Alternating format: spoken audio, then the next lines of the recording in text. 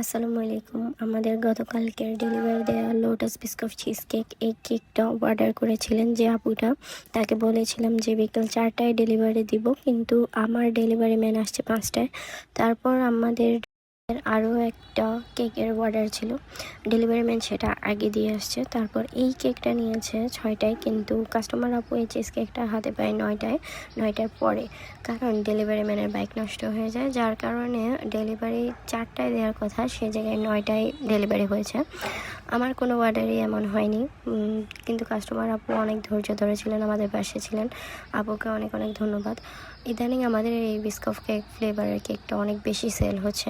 আসলে যে একবার টেস্ট করেন সেই বুঝে এটা কতটা মজা। আপনারা যারা বিস্কুট ফ্লেভারটা ট্রাই করতে চান তাদেরকে বলি, আমাদের biscuit cake and cheese cake, brownie সবই অ্যাভেলেবেল আছে এই ফ্লেভারটার।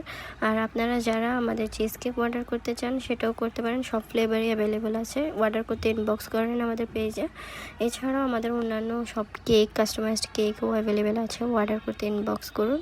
আমাদের পেজটি লাইক দিয়ে পাশে থাকবেন। ধন্যবাদ।